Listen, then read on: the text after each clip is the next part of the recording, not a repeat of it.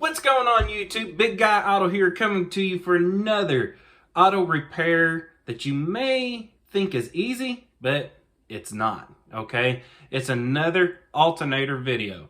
I know, we've already done one, but that was for like the easiest alternator I've ever done in my entire automotive career. Okay, and that was for a Ford Expedition, literally right on top of the engine, only 2 bolts holding it in. The belt was super easy to realign and everything, and it was just a super cakewalk. I said, you know what, we gotta find an alternator that is much more difficult, because guys, in the past 20 years in the automotive industry, cars have become a lot harder to work on, and it's not necessarily because of all the electronics and everything that's been going on. It's actually because they've made them more compact. They put more stuff in there, and it's much harder to get in, and they started putting places that are basic maintenance in weird spots. If you've ever done an alternator on a Ford Explorer, you would understand what I'm talking about. It's literally on the bottom backside of the engine, and you got to go through the fender well, and you only can get your big old arm in there. And if you're a big guy like me, it is a major pain to do. And so we got another video for you today. It is actually on a Chrysler Town & Country, an alternator that's kind of in an awkward spot. It's not at the top of the engine, nor is it at the bottom. It's right in the middle, right above your air conditioning compressor, and right below a lot of stuff at the top that you can't take it out of the top either. And so we got to take a different approach than what we normally would, and we're going to show you how. And like always, let's get to it.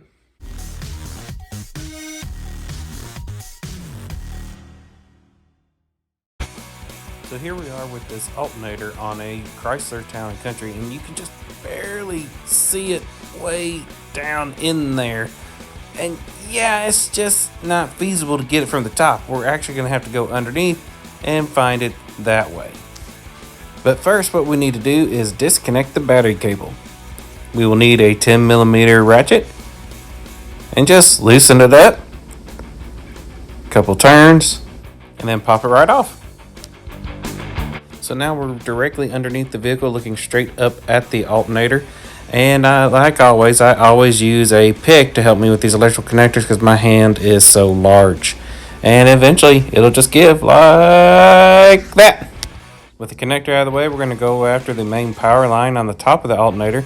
That's a 13mm nut, and that is what it's holding on the main power cable from the battery.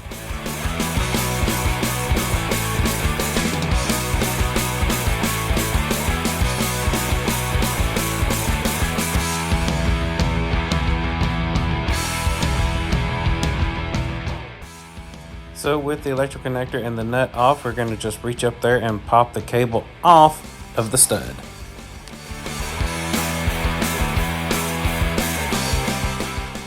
Now, to give myself more access to the alternator, I'm going to take this undercover off. It's 2 10mm bolts and a big large clip.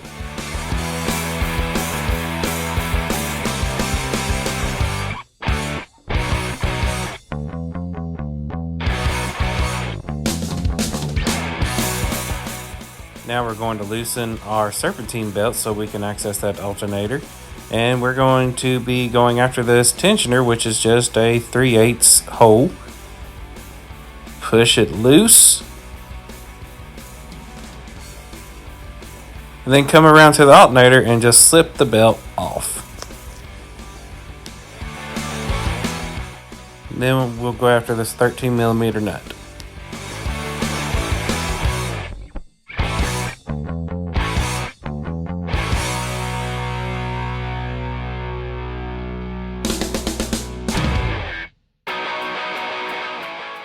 Now, to make it easier to get the alternator out, we're going to take that stud out and use an inverted Torx bit socket and remove the stud.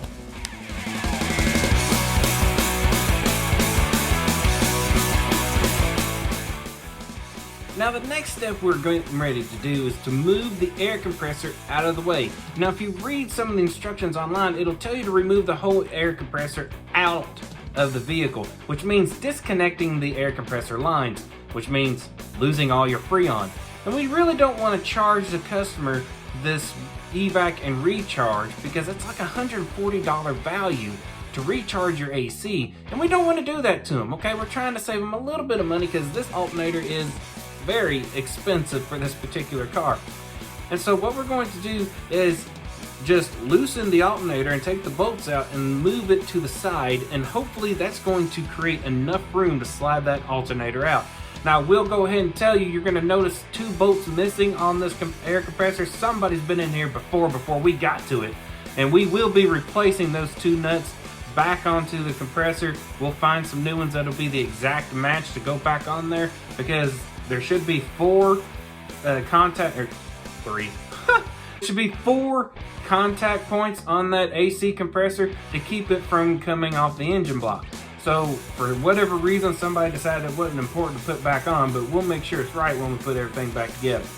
So as you can see, there's missing nuts on these studs, and so we're going to just remove the studs so that the compressor will slide more easily over to the side. And just like on the alternator studs, we're going to be using an inverted Torx bit to remove the studs on the compressor.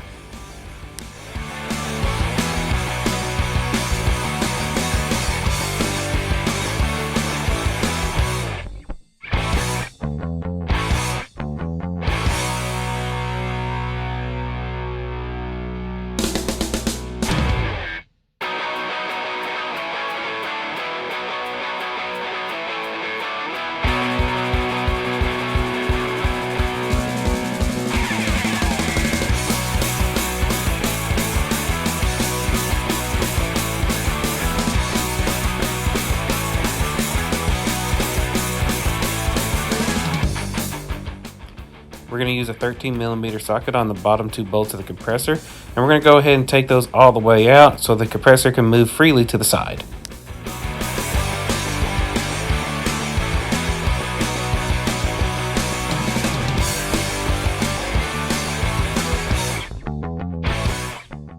Once the bolts are out, we can very easily move the compressor over, allowing us to have a lot more room to slide the alternator out once it's free of its mount. Now on top of the alternator, we have 2 13mm bolts that we need to remove completely.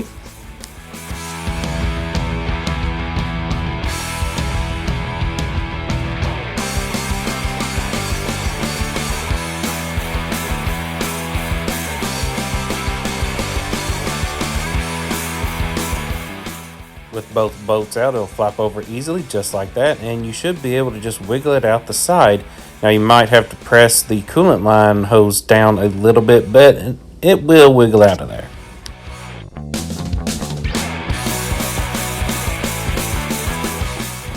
Now to help us realign our new alternator, we're going to insert the stud that was with the alternator back into its hole. This will help us line everything back up much easier.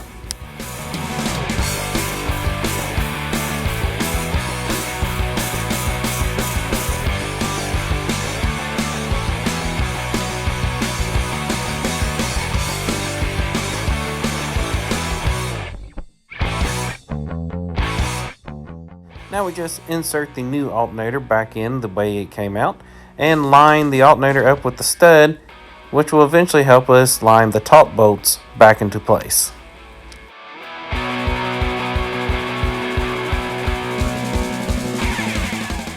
To help me hold the alternator in place, I will reinstall the nut that goes on the stud, but I'm only going to tighten it hand tight for right now.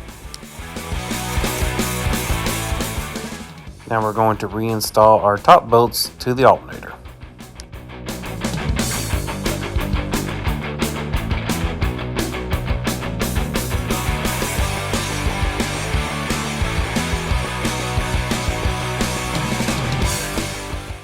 Now with all the bolts started, we're going to go ahead and tighten them on up.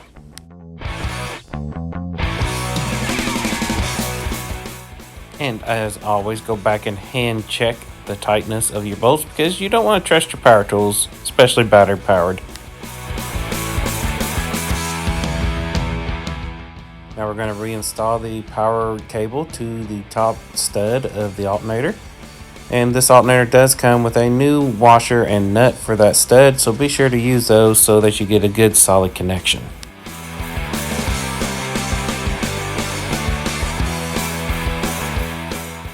Don't forget to reattach your electrical connector. Now we're going to start the process of reassembling our compressor back to the engine mount.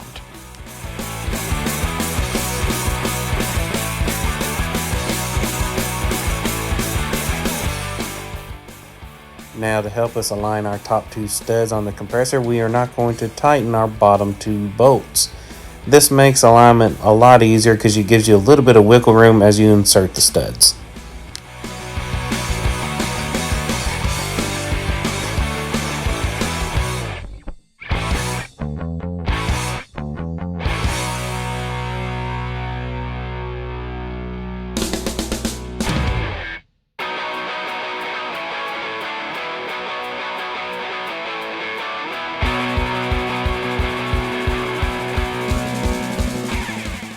Now, as we mentioned earlier, here's the new nuts for our studs.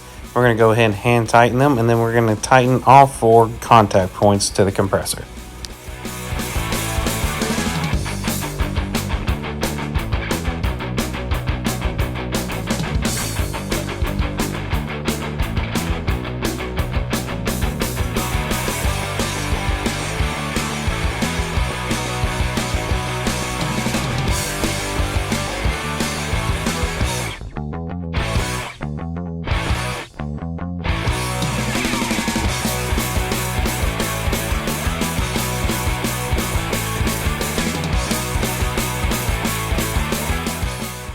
Now we're going to reinstall our serpentine belt by moving the tensioner over and then putting the belt back on the alternator.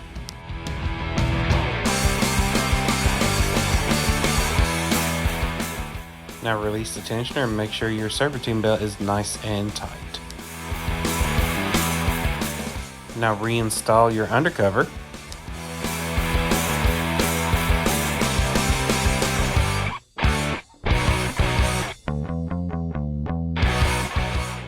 Now this particular battery was completely dead, so we're going to charge it for 1 hour to make sure it's solid charge before we give it back to the customer. Now charging is complete, so we're going to reinstall our positive battery cable.